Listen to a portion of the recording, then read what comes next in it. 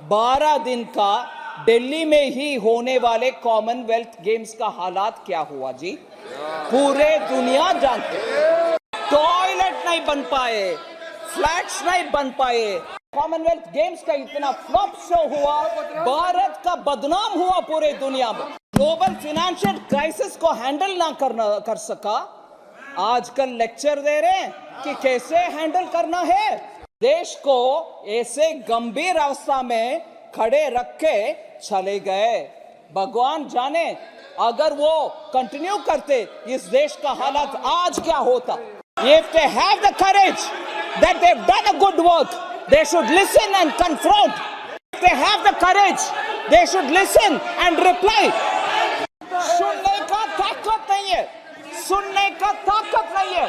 With the benefit of hindsight, Covid जैसे इतना भयंकर गंभीर क्राइसिस ना था वो global financial crisis. It wasn't as serious as COVID.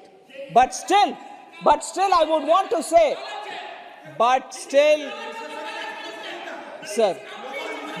I want to say that it was a crisis and a government should have handled it with sincerity, transparency. They started something, they ended up in something else. I want to believe. Sir, this kind of a running commentary doesn't help anybody. If they have the courage that they've done a good work, they should listen and confront. If they have the courage, they should listen and reply.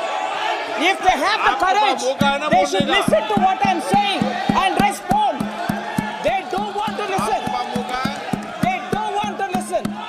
उनको सुनने में क्षमता नहीं है, सुनने का ताकत नहीं है, सुनने का ताकत नहीं है, इसीलिए ऐसे बात नहीं करने दे रहे।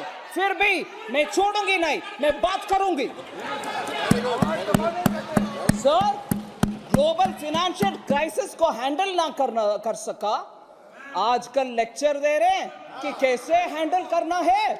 मैं बोल रही हूं सर, ग्लोबल फाइनेंशियल क्राइसिस उस समय भारत के इंटरेस्ट को प्रोटेक्ट करने के लिए क्या क्या करना चाहिए वो कुछ नहीं कहा, कुछ नहीं किया, मगर उसके बाद भी स्कैंडल के ऊपर स्कैंडल चलते रहे और उससे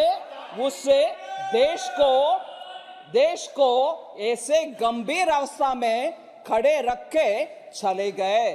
भगवान जाने अगर वो कंटिन्यू करते इस देश का हालत आज क्या होता।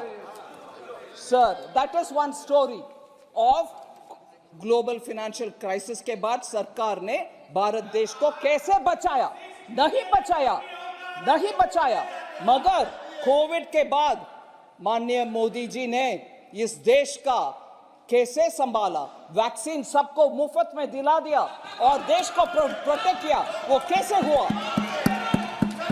और सर, ये सीरियस डॉक्यूमेंट है सर, मैं दोबारा बोल रही हूं, मैं इसको री-एम्फेसाइज कर रही हूं, ये सीरियस डॉक्यूमेंट है, इसमें सीरियस विषय है, इसको गंभीरता से ले।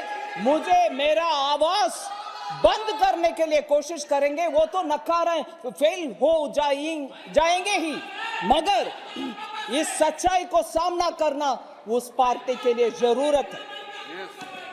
Global financial crisis versus Covid मैंने बोल दिया, डिटेल में भी बोलूंगी शाम को, मगर एक दूसरा एग्जाम्पल लीजिए।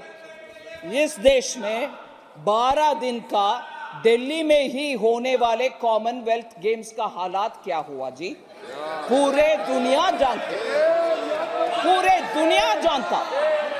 दुनिया देखा।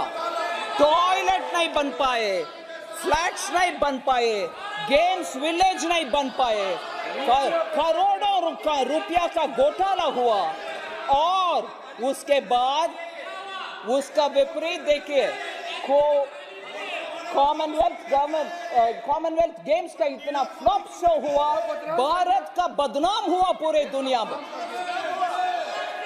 दिल्ली में ही 12 दिन का कार्यक्रम, उसमें कॉमनवेल्थ गेम्स के द्वारा पूरे देश में बदनाम हुआ, पूरे विदेश में बदनाम हुआ हमारा। मगर आज देखिए G20 60 प्लेसेस में पूरे भारत देश में किसी एक स्टेट को छोड़ा नहीं। आप भी करो भैया, आप भी होस्ट करो, आपके चीफ मिनिस्टर भी उसमें बैठ जाओ और आपके लोकल प्रोडक्ट्स का भी उन विदेशी मेहमानों को दिखाओ, आपके टूरिज्म बढ़ाओ। ये सब करके पूरे देश को साथ लेकर के G20 को इतना शानदार तरीके से चलाया मोदी जी ने। देश का सम्मान विदेश में बढ़ा है, ना कि बर्बाद हुआ।